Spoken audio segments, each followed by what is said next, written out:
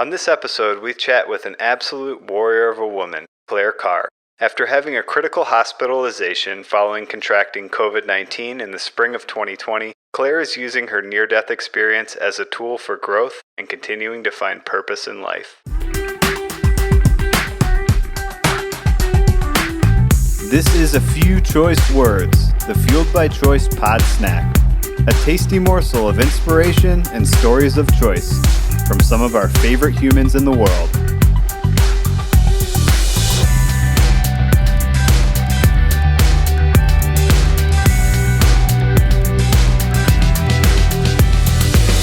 A few choice words. You're taking a trip like around the country, right? With your dog? So that's the plan. I'm just kind of taking it like one day at a time right now. My mental health is not in like the best state. So I'm taking it one day at a time. And so far I got here on Saturday, and so far I've already had like 2 rough like episodes of panic attacks, and I'm going to be with friends for a little bit of the trip, or like on and off throughout the trip. Mm-hmm. But for a lot of the trip, I'm going to be on my own with my dog. And when I have like these episodes where I'm working through this trauma, it's hard to be alone, or it's hard to imagine being alone in those states. So I'm kind of just taking it one day at a time right now. I think it's going to be really positive for me if I can do it successfully. And I learn I'm working on coping mechanisms. I feel you there. I didn't go through, I had traumas last spring working in the hospital. I didn't go through what you went through, but I'm taking my first solo trip, going to Mexico in like a couple days, and I've never done anything like that. And that's so exciting. I'm thinking myself like what it's going to be like. I think it'll be a good thing, but also I'm kind of nervous just to see how it all plays out. Yeah. But I think it'll definitely be good. Mm-hmm. And I feel you. I'm like, there's things that I'm like very nervous about, but I'm just trying to figure out how I'm going to work through those things when they arise. Yeah. I'm sure you've had a lot of support around you over the last year. Absolutely. Yeah. Absolutely. Yeah.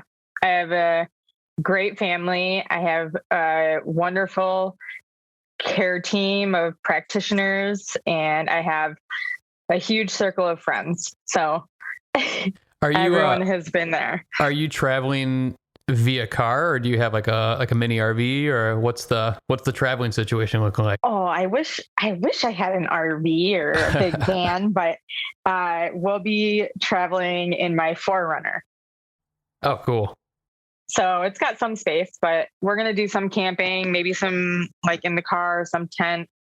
And then we're visiting a few friends along the way, but I'm still trying to be cautious or conscious of COVID, and sure. I don't want to see like an overwhelming amount of people or make anyone uncomfortable or make myself uncomfortable. So definitely. Have you done extensive traveling before? Yes. Oh, good.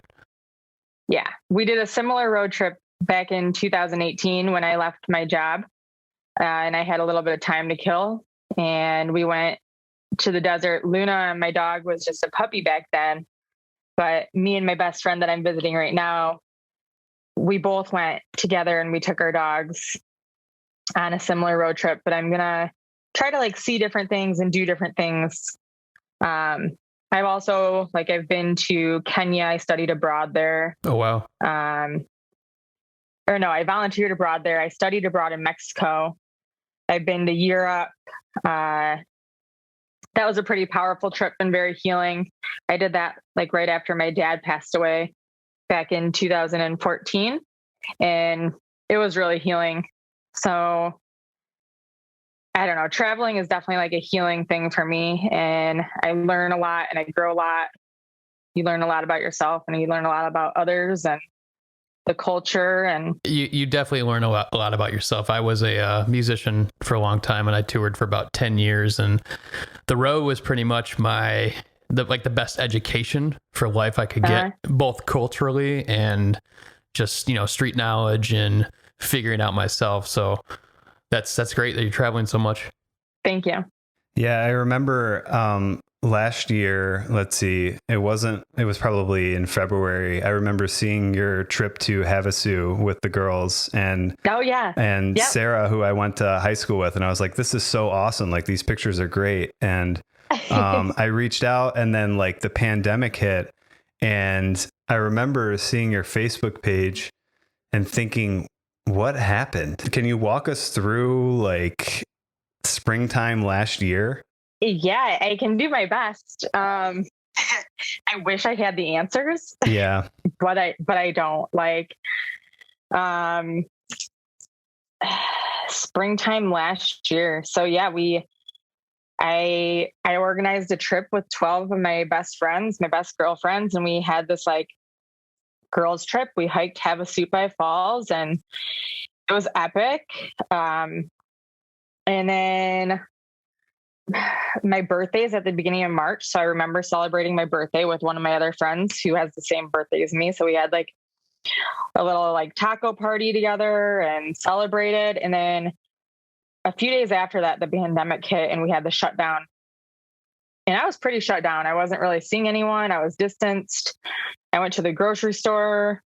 I saw my roommate. Didn't really socialize a whole lot. We did a lot of like virtual Zoom parties and did things over the internet. And I remember I was sitting with my roommate, and whenever like somebody sneezed or somebody coughed, we'd be like, Rona, is that you? And we would just joke about it. Mm-hmm. And one night I had like this tickle in my throat, and it kind of felt like the cough that you get when you have allergies. Like it's like a tickle in your throat. So I kept coughing, and she was like, maybe you should take your fever or your temperature. So I did. And I ended up having like a pretty mild fever. It was like 100 or so. And she was like, okay, well, maybe you should like go sit in your room and quarantine for the night and just go get tested in the morning, just in case. Like, it's probably nothing, but just in case. So I went and got tested the next morning. And by the morning, like I felt pretty good. My fever went away. The cough went away. I went and got tested anyway. It took 2 days to get, the results took 2 days to get back. And my doctor called and was like, yeah, your test is positive. So you need to keep quarantining for 2 weeks. And like, by this time, I didn't really have any symptoms except fatigue. And yeah, that's really it. And I was thinking like, this next two weeks in my bedroom is going to suck. Mm-hmm. Like, what am I going to do? And I FaceTime people. We played house party. Like, people kept me very distracted. Somebody brought me a TV for my bedroom. Somebody like dropped off a bunch of bath salts and like things for me to like take a bath, books to read. My family did like Target pickups and dropped off food. And then like everyone like had it all organized. So my mom and my sister would do these Target pickups. They would get like paper plates and a bag so I could have my own garbage in my room, and my roommate would feed me food through the door. You were set. Yeah. So like I was in quarantine and it was great. And she never got sick. So that was wonderful. I felt great for about 4 days. And then 5 days into it, I started getting chest pain, but just on the left side of my chest, like where my heart is. And it got progressively worse in like over 24 hours or so. I remember waking up in the middle of the night and I felt very confused. Like I felt so much brain fog. I felt like I did wake up from an unconscious state. I peed my pants in the bed and I blacked out. I had no recollection of what happened. I called my sister and she calmed me down. I ended up paging my doctor and I was like, I just passed out. I have like really bad chest pain. I don't know if this is normal. I don't really know what to do. But like, she was like, if it still is bad in the morning, like, we're not really sure. We know that there's chest pain with COVID, but if you're still feeling like this in the morning, give us a call. And we'll have you come in. I was on the phone with my sister for about 2 hours crying, and she just calmed me down, and I was like, all right, I think I'm good to go back to bed. So I went back to bed, and then I felt really nauseous in my sleep again. And I tried to like make it to the bathroom, and I don't really remember, but I woke up on the floor and I passed out again. And like, that's when I knew that I needed to go to the hospital. So I called my friend who's a nurse, and she was like, if you need anything, I got you. And I was like, listen, I need you to take me to the hospital. Like, this isn't right. Something's wrong. My fingers were blue. My toes were blue. My lips were blue. My temperature was about 90, 92 at the time. Oh my God. Wow. Sorry. No, it's okay. We're here for you. This is take your time. So my friend came to pick me up, and we went to Providence Park. I knew that if I went to like Royal Oak, it was going to be slammed. It was busy at the time. I didn't want to be there. Providence was a little bit closer to my mom. So I went there. And then I have a good family friend who's a doctor there in the ER. So we wanted to be there. And when I got there, I was with some nurses in my room. They ran some tests, and they found some fluid around my heart. They did like a CAT scan, and they did a echocardiogram, and they discovered that my heart was pumping. The ejection fraction was 10%. Now, a normal ejection fraction is like between 50 and 70%. Yeah. So mine was in heart failure. Mm-hmm. And they knew that if they kept me there, they could perform like an artery balloon pump, and they could drain the fluid off my heart. Mm-hmm. But they knew if they kept me there that they wouldn't have the equipment to keep me alive. So they made the decision to airlift me to U of M. And at this point, I like remember I was in my room on the bed, and I was sitting by a nurse, and I like told her a couple different times. She is an angel, by the way. Her name's Janelle. Shout out to her. Hi, Janelle. She never Janelle. she never left my room the entire time. And I remember telling her, like, it's going to happen again. It's going to happen again. And it happened again. I passed out, and I was in this unconscious state. She told me that I was blue from head to toe, but I still had a pulse. Mm. So she did not resuscitate me. She just sat with me and waited for me to wake up. And when I woke up, I would feel like extremely nauseous and like in a confused state. They brought me up to the ICU there at Providence. And then as soon as I got up to the ICU, they were like, no, we're not keeping her here. She's going to U of M. She's going to U of M. And I just remember like, shit, like we're running out of time. Like we're running out of time. And I was just telling every single person that I was talking to, like, to move faster and like do anything you can to keep me alive. Like my life's not over yet. And I have so much to see, and I have so much to do. And they ended up airlifting me to U of M. And I was in the emergency room, and it was kind of like a Grey's Anatomy session. Like there was these glass windows, doors. And I remember being on my bed once I got into the emergency room, or like the trauma ICU. And all these doctors, like 20 of them, came bolting in the door at once. Wow. And one of them was like solely by my side, just keeping me calm, talking me through it, kept asking me how I felt. I told him again, I was like, it's going to happen again. It's going to happen again. And it happened again. It happened again on the way to the cath lab. And that's when they said that they had to resuscitate me for the first time because I had no pulse. And then when I was in the cath lab, it happened again, and they resuscitated me again. And I don't really remember anything after that for about 2 weeks, except a very vivid, dreamlike state of things that I'm still trying to process. Mm-hmm. I was in a medically induced coma. They put me on ECMO, which is like a cardiac a heart and lung bypass machine. So it pumps the blood out of your body, oxygenates it for you, and then pumps it back in. Because your lungs were so full of fluid, probably. And yeah, so actually, it's crazy. So my lungs, in the chest X-ray, my lungs were pristine, they said. But I had like 10 pounds of fluid around my heart. Yeah. So my heart was very weak. So they drained the fluid. They did the artery balloon pump, but those weren't working together. Or those combined weren't working. So they ended up ventilating me and putting me on ECMO. And I was on ECMO, I want to say, for eight or 9 days. And I was ventilated for 11. And I also had the convalescent plasma. So they were getting to a point where they didn't know if I was going to make it. So they reached out to try to find me a match for plasma. And the day that I had the plasma, or the day after I had the plasma, I started getting better, and I started making improvements to where they were able to wean me off of the ECMO machine.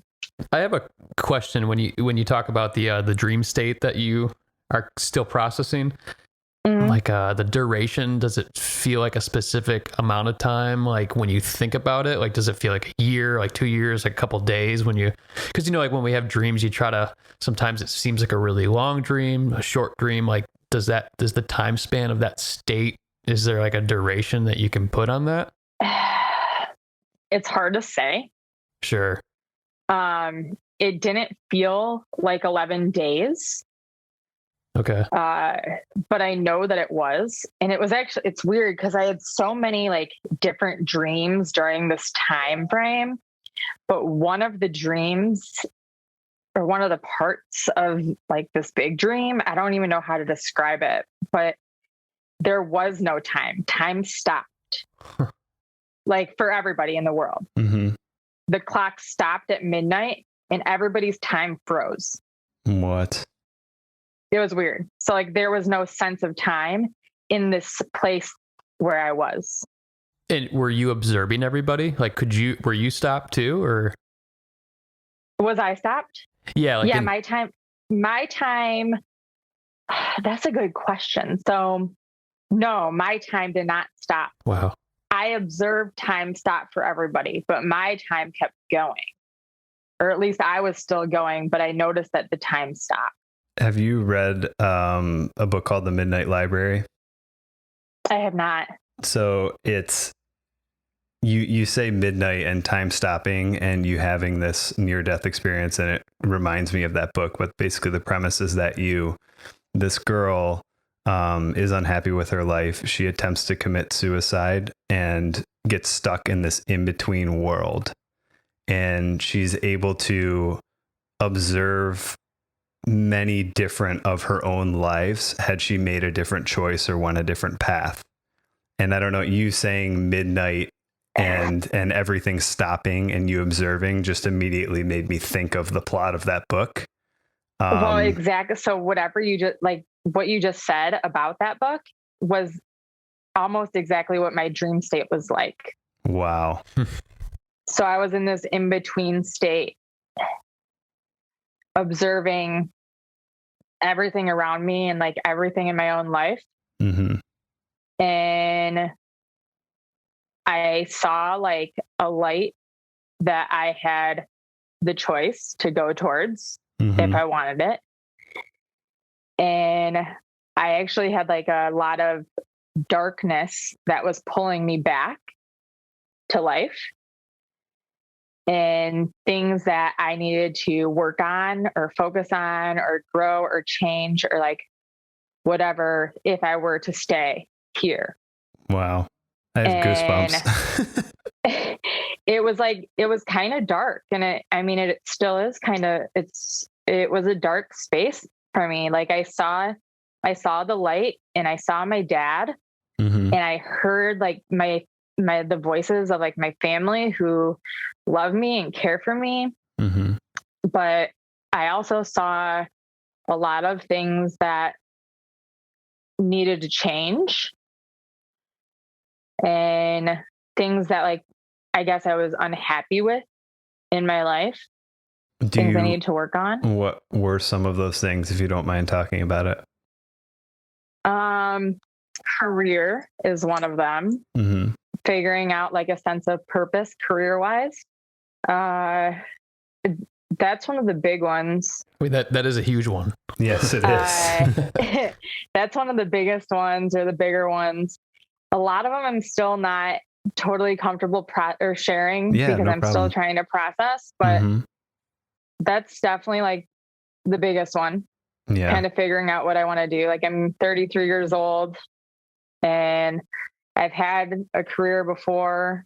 Right now I'm kind of like, well, right now I'm living on the road, but Mm-hmm. before I was living on the road, I was kind of hustling a bunch of different jobs, and there's perks of it, but it's not something that like I want to do forever. Like, I don't want to be hustling all these different jobs when I'm like 40 or 50 years old. Mm-hmm. So I would like to have like a career and something that I'm focused on and a purpose in life. It's so hard to that tying career and purpose together is so hard to do. And essentially, what we mean by that is making money, but also finding purpose and meaning in what we're doing, and not living some mundane life, working a job that doesn't fulfill us. And it's so hard to connect those two things. And I think the biggest thing is, I read a quote yesterday. It was like, your dog wakes up happy thinking it's the best day of his life every day. What if we took that as our own perspective every day we woke up? Right. And it sounds like to me, while you are on this journey and you're seeking to figure out what your purpose is and everything, like, you having your experience has led you to be able to feel that way. I don't try to, at least, find beauty in every day, find happiness. Because it's so hard for so many people to do that. Yeah. Especially living in the present. Like, it's like we're not, so many people, people are thinking about the past and the future. And like you said it with the quote with the dog, it's like a dog literally lives in the present almost every moment. Yeah. There's literally a lesson to be learned from your pet. And, it's hard. It's hard to not think about the future, or like dwell on the past. It really is. But, if you can get in that present mode thinking, it's awesome. I agree. It takes a lot of mindfulness to get there. You had, obviously a very strong yoga practice. You are a yoga teacher, and you, had a spiritual practice as well prior to what you went through. How did that help you through this process? And then another question I have is, how hard was it to get back to that? And I know you're still working on it, but get back to that mental and physical strength of your practices. Yeah. So just like after being in the hospital for a month, I lost a lot of strength. I lost a lot of flexibility.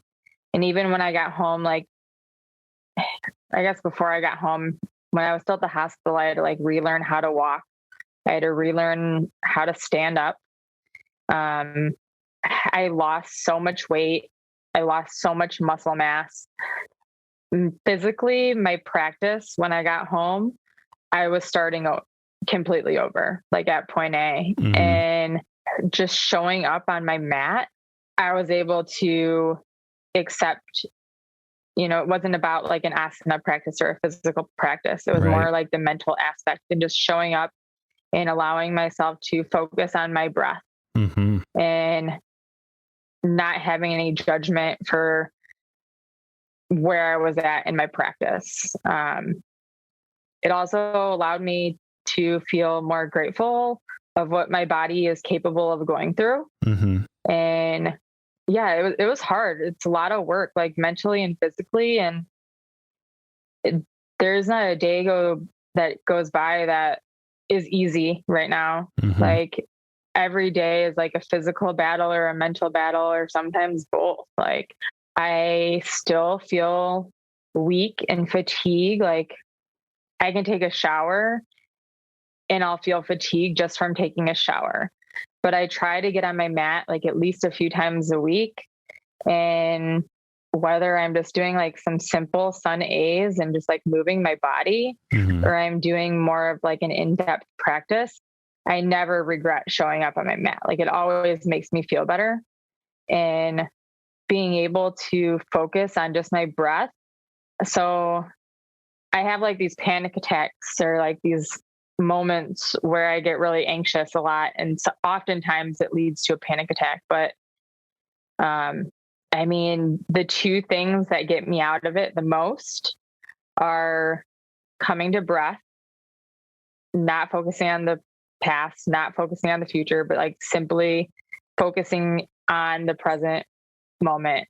And then going for walks is the other thing, just getting fresh air. Is there anything outside of yoga that you found as like a new hobby or a new way of recovering? Yeah. So I recently started painting. Oh, cool. I do like acrylic pours, and it's all self-taught. I've just like been watching YouTube videos and Instagram videos. And they're amazing, by the way. I need to purchase one. Thank you. So that's been pretty healing. Anything outdoors, really. These aren't necessarily like new hobbies, but like hiking, spending time with my dog. What's your dog's name? Being on water. Luna. Luna. Okay. Yeah. Got to put a name to the dog face. It's so important. Yeah. So I try to do as much as possible to take care of myself mentally, physically, emotionally. I was going to ask, have you ever tried floating? I haven't. You haven't. I've been recently getting into it a lot more, and I haven't been like a heavy meditator. It's hard for me. Like my mind goes a million miles a minute, but like once I get in the float tank, the whole sensory deprivation of it is amazing. And it sounds like something. I mean, I would definitely recommend it for it's focusing on breath and just being away from noise and sound and light. And just getting away from my phone for 60 to 90 minutes. I don't know if you're addicted to your phone. I'm very addicted to my phone. Yeah, we both are. We all are to an extent. More often than not, I feel. Yeah. But I definitely recommend it. Do you? So you're teaching too, again, which is amazing. And I know that there's. Yeah. Are you applying? Like, what are your classes looking like? Do you apply a message to them? Based on the last year, or do you just kind of keep it pretty simple? Both. So it kind of depends on the day. So sometimes I apply messaging to my classes and sometimes I don't. I definitely don't like over talk. I allow them to focus on their breath and have that space to really connect with the senses around them rather than everything I'm talking about. Right. I do try to set like an intention at the beginning of the class and then close out at the end. And I would say more frequently, I am incorporating more messaging around what I went through. But not all the time. I find that that's an awesome thing. I find that when especially after I have like a therapy session, I'm able to, something comes up and I'm able to directly apply it to the class that I teach on the weekends. And it's such a cool thing when somebody tells you that it resonates with them, which has been one of the nicest parts about teaching for me. It feels very fulfilling. It is. Absolutely. Yeah. So do you keep in touch with Janelle or any of the healthcare providers that took care of you? I know they're probably very close to you. I do, actually. I keep in touch with Janelle. I keep in touch with a lot of so Janelle was at Providence. I keep in touch with her. And then I keep in touch with a handful of nurses and doctors from U of M as well. I actually just had 2 of my nurses, one from the ICU and one from the step down unit at Michigan Medicine, that bought paintings from me. Cool. So I dropped those off. So I was able to see some nurses when I was there. Mm-hmm. And my surgeon, who's also amazing, he checks in on me frequently, via text, via phone call, via FaceTime, just to make sure that I'm doing well and I'm in good spirits and I'm taking care of myself. And yeah, he's great. I keep in touch with a lot of people. They like, when I was there dropping off the paintings the other day, they were telling me how I'm like the hospital mascot. That's awesome. I think that those will be people that I have in my life forever. Yeah. I mean, they were my family when my family wasn't able to be with me. It's so, I know what it's like to have like a connection to a patient, but one of the things about like working in the ICU is they try to keep, especially at U of M, I'm sure they keep a continuity of care, and you definitely form an attachment with patients, and seeing them go through the process of healing. And you went through it all. I can imagine they feel very deeply affected by you and your recovery. And it's a very beautiful thing for them to see you doing well. Yeah. Well, Claire, thanks so much for joining us. We'll let you enjoy your evening. We have one final question for you. Let me know when you're ready. Yeah, I have an answer right now. Great. So Claire, it's a little lengthy. No, that's perfectly fine. What does it mean to you to be fueled by choice? Being fueled by choice to me means knowing that I'm in control of the situations I am in, embracing that as human, we have the power of choice. We don't have the choice to pick the cards that we are dealt, but we have the choice of if and how we play them, knowing that it's a critical part of our self-development, and each and every choice we make shapes our experiences and brings us to where we are in life today. The choices that we make day to day, or how we respond to life's adversities, influence our physical health and our psychological health. The choices we make about self-improvement direct the very course of our lives. Being fueled by choice means being free, being bold, being courageous, being open, learning, sharing, connecting, growing, expanding, opening my heart to change, and trusting that all that unfolds will be for the highest good. That was amazing and very beautifully written. And Claire, I can't thank you enough for talking with us and sharing your experience. And I have been looking forward to this conversation for a long time. And I personally can't wait to listen to it again. And I've learned so much from you, and I can't wait to finally meet you in person and hang out. And Agreed. Yeah. Thank you so much for coming on and chatting. Me. Yeah. Of course. Enjoy the rest of your trip, and tell Luna we said hi. I will. Luna, they say hi. All right. Have a good night, Claire. Thank you. You too. Thank you. Bye. Bye. Bye.